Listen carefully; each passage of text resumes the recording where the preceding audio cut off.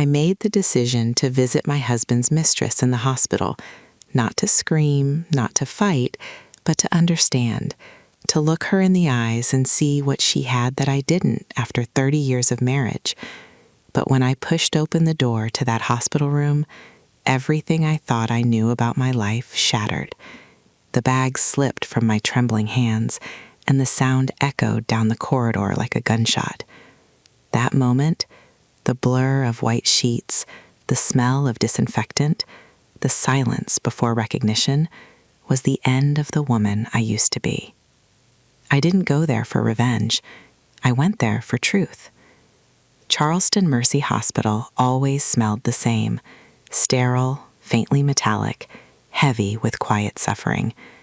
I had worked those halls for 3 decades. I knew the rhythm of IV machines, the shift changes, the way afternoon light filtered through patient room blinds. Room 212. I had repeated that number so often it felt carved into my ribs. Riley Harper, 29. That was all I knew. 29, young enough to be my daughter.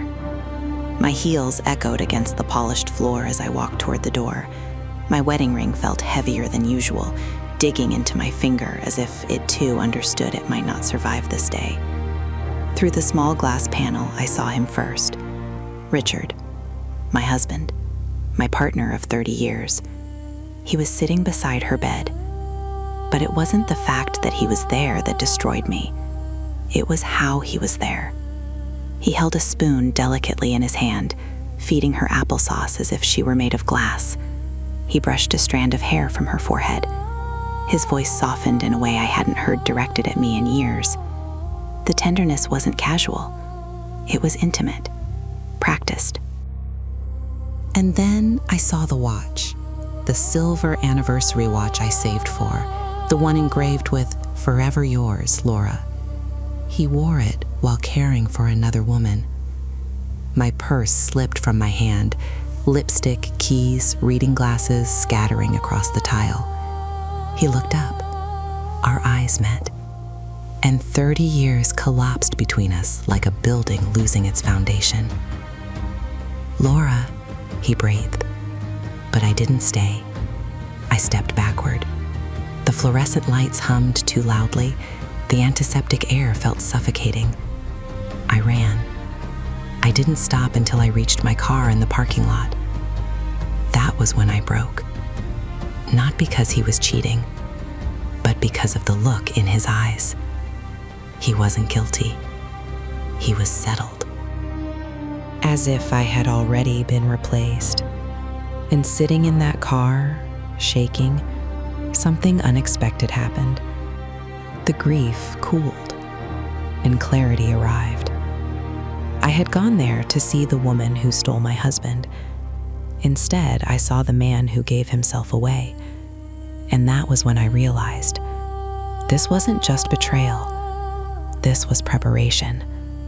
And I had a feeling that what I saw in my hospital room was only the surface of something much darker. I thought the affair was the worst part. I had no idea I was already being written out of my own life. When I drove home from Charleston Mercy that evening, the city looked the same.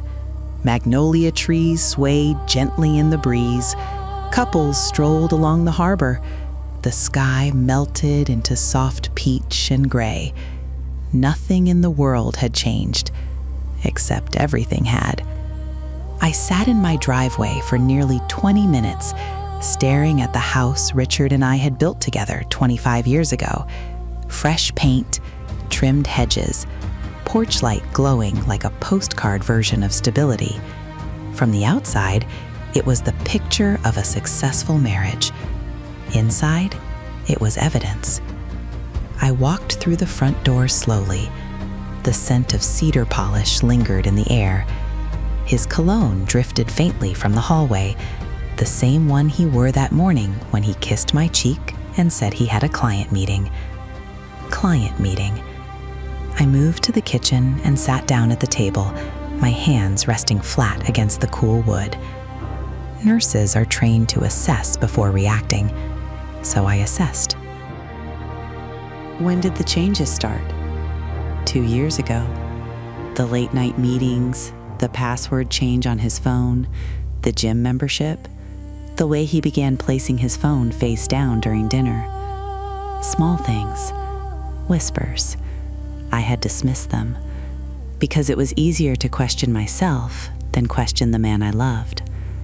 I opened my phone and scrolled through our photos. Hilton Head, 2 summers ago. Richard's arm wrapped around me. We looked happy, but when I zoomed in, I saw it. His smile didn't reach his eyes. He was already somewhere else. I felt foolish for not seeing it sooner. But then something else surfaced in my mind. Money. I stood and walked to my office, pulling out our shared financial binder. Richard always handled investments, but I managed our household accounts. At least I thought I did. I logged into our joint account. There were transfers I didn't recognize. $2,200 monthly withdrawals. Consistent, precise, for 23 months. My pulse slowed instead of racing. That amount was not random. That was rent. I clicked deeper. An address in Somerville. My husband had been paying for another residence. Not a hotel. Not a one-time mistake. An apartment. I leaned back in my chair, my heart beating with terrifying steadiness. This wasn't impulsive infidelity. This was infrastructure. Then I checked our insurance statements, and that's when my breath caught. There were claims filed under his policy for extended psychiatric evaluations. I felt something cold slide down my spine. Psychiatric evaluation for whom? I opened the details. Patient, Riley Harper. Emergency contact, Richard Bennett. Relationship, fiancé. Fiancé. My husband had registered himself as her fiancé, but that wasn't the worst part. Beneath that entry was another note. Spousal Emotional Instability Assessment Inquiry. Spouse. Me. I stared at the screen. He had contacted a psychiatric facility to ask about evaluating me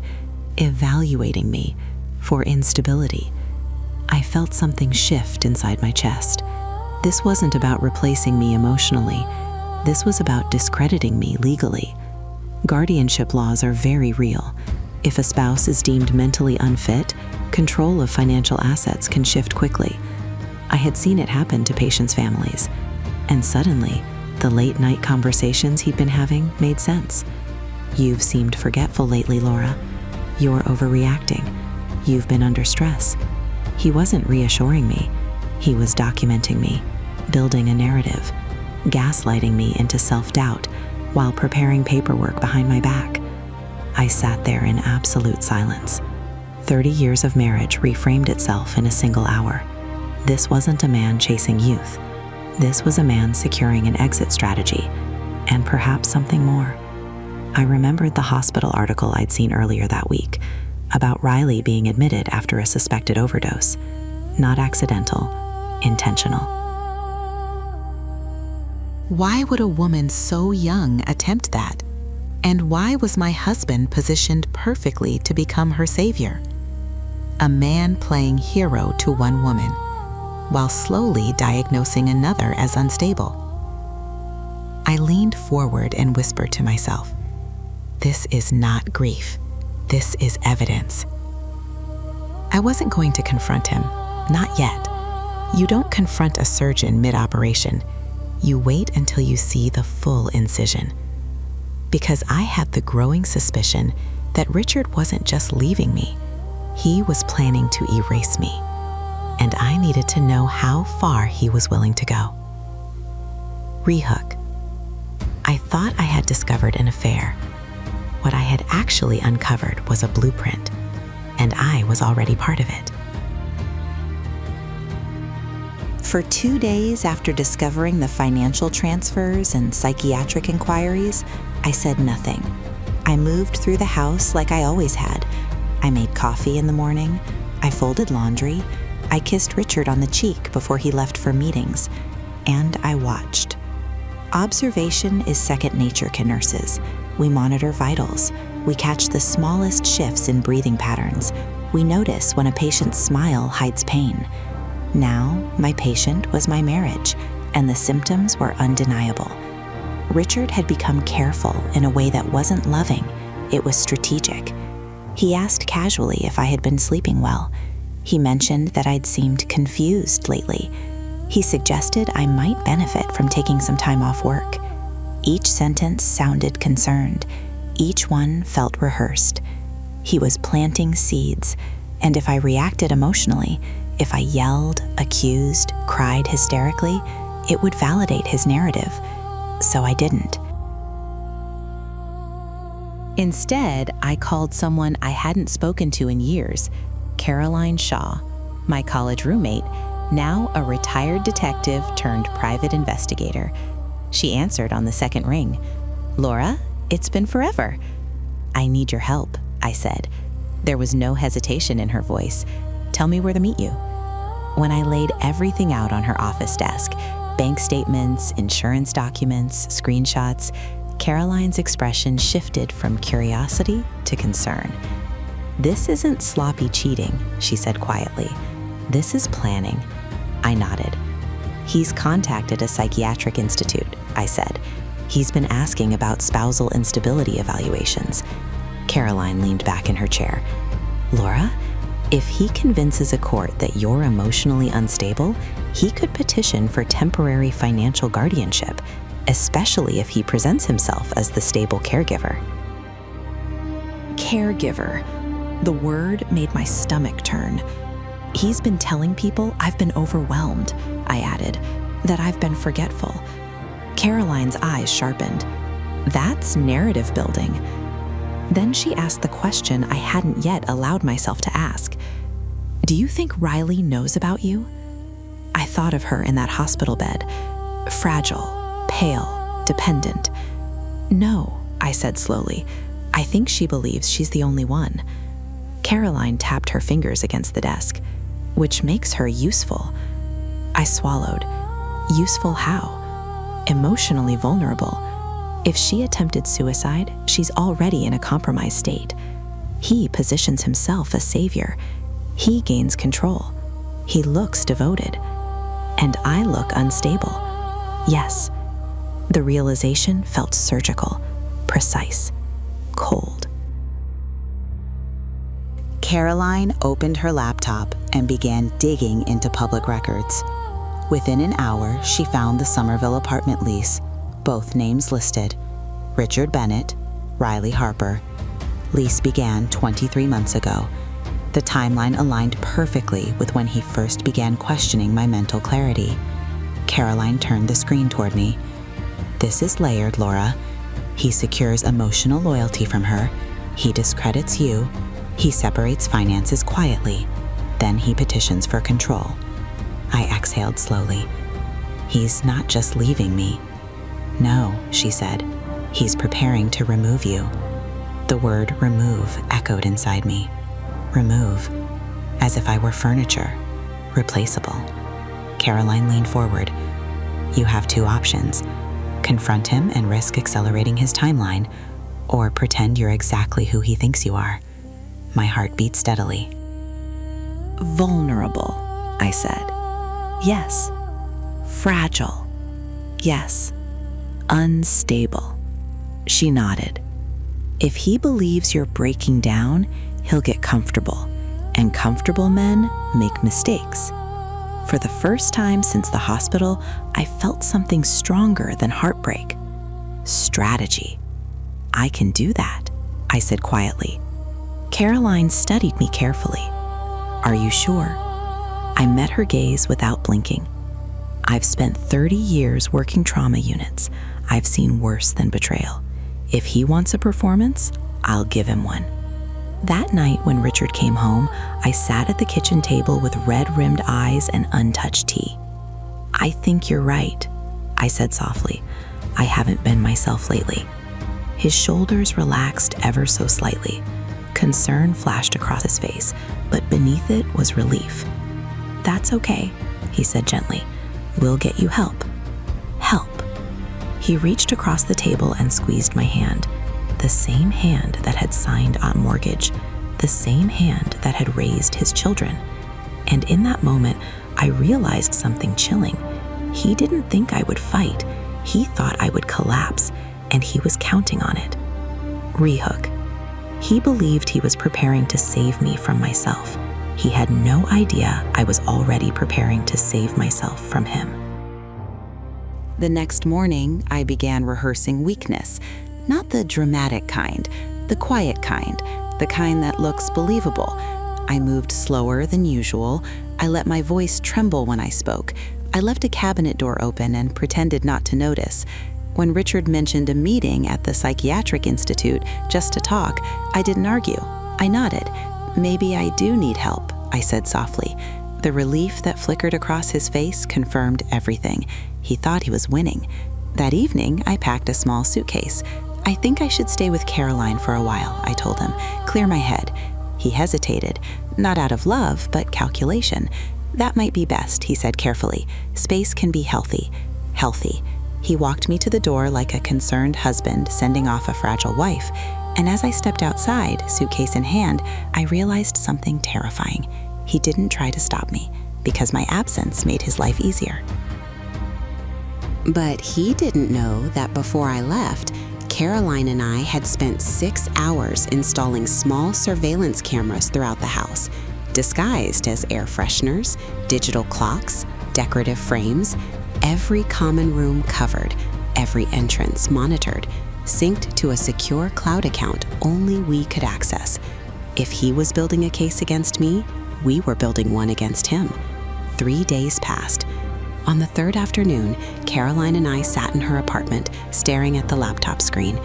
At 3:17 p.m., Richard's black Mercedes pulled into the driveway. He wasn't alone. The passenger door opened slowly, and Riley Harper stepped out. She looked thinner than I remembered, fragile, dependent.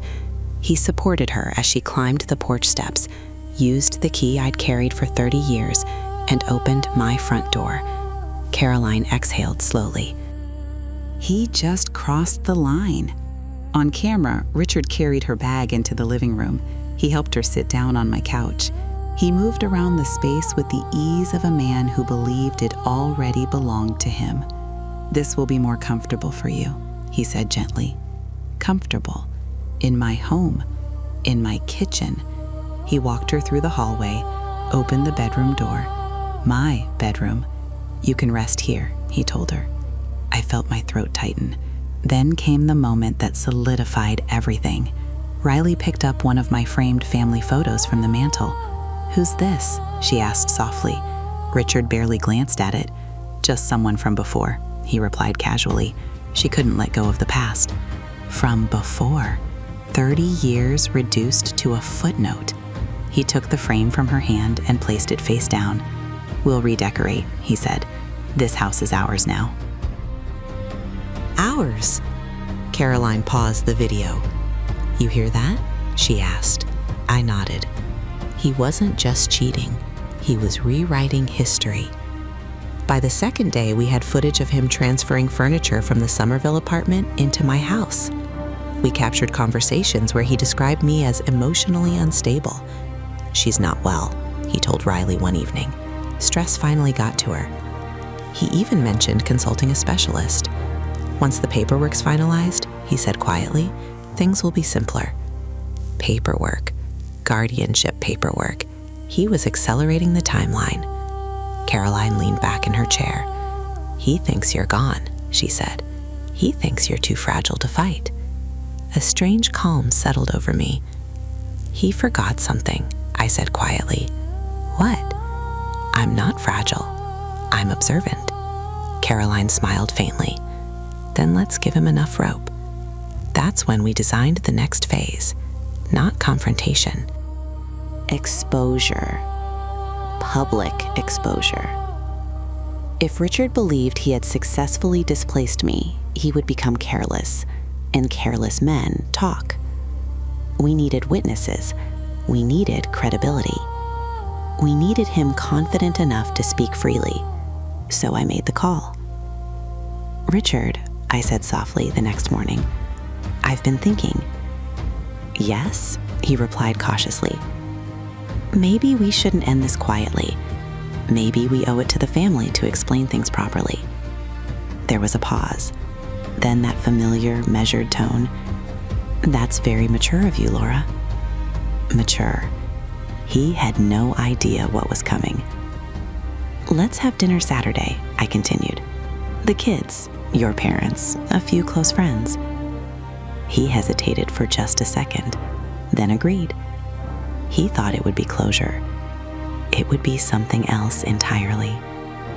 As I ended the call, I looked at Caroline. He thinks this is the end. She shook her head slowly. No, she said. This is where it begins. He believed he had already replaced me. He didn't realize I was about to replace his perfect image with the truth. Saturday arrived bright and deceptively peaceful.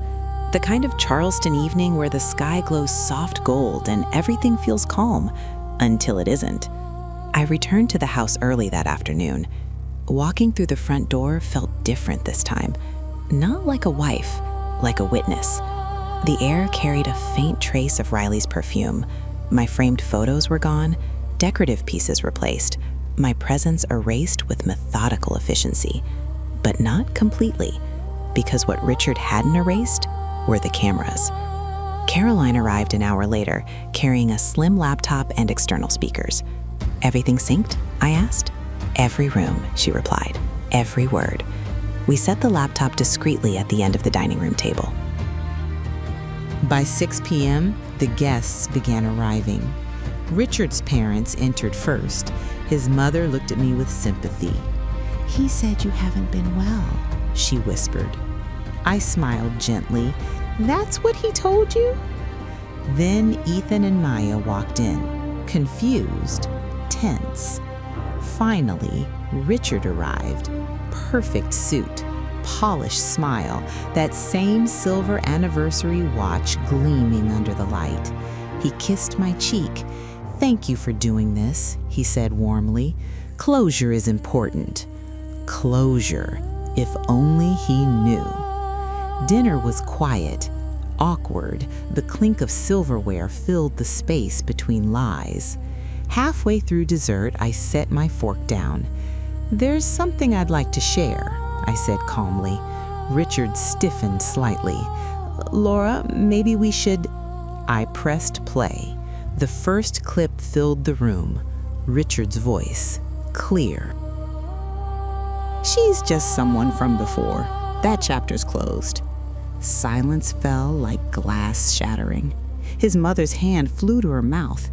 Ethan's face drained of color. Richard stood abruptly.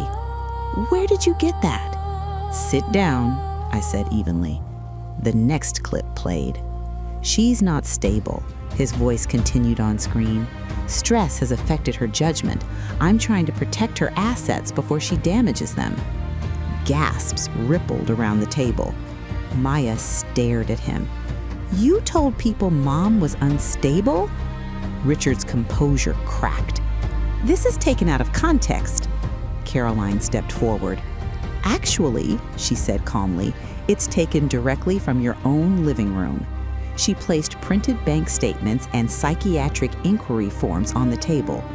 Mr. Bennett has been diverting marital funds to support a second residence and preparing documentation to petition for guardianship based on alleged emotional instability. The room erupted in disbelief. His law partner, who had arrived quietly 20 minutes earlier, leaned forward. Richard, is this true? Richard's face turned pale. It's complicated. No, I said softly. It's calculated. I stood. For the first time that evening, I didn't feel hurt. I felt clear. You didn't just betray me, I continued. You tried to erase me. I looked around the table. He told Riley I was delusional. He told professionals I was unstable. He moved her into this house while preparing to declare me unfit. I pressed play one last time. If she loses credibility, Richard's voice echoed from the speakers, the transition will be smoother. Transition. The word hung heavy in the air. Richard's father slowly pushed back his chair. "What have you done?" he whispered. Richard looked at me, not with guilt, but with anger. "You set me up." I met his gaze without blinking. "No," I replied calmly. "You set yourself up. I just documented it." Caroline slid a thick envelope across the table. "Divorce papers," she said, "filed this morning, and notice of financial misconduct submitted to your licensing board." The room was no longer tense. It was decisive. Ethan stood beside me. "You tried to destroy Mom to make it easier on yourself?" Richard had no answer. Maya's voice shook. "You said she was sick." He opened his mouth. Nothing came out. And in that moment, the man who had built his entire life on control realized he had lost it. Not because I screamed, not because I fought emotionally, but because I refused to disappear quietly. I picked up my purse, walked toward the door, then turned back one final time. "You thought I'd break," I said evenly. "You forgot who you married." And I walked out into the warm Charleston night, free.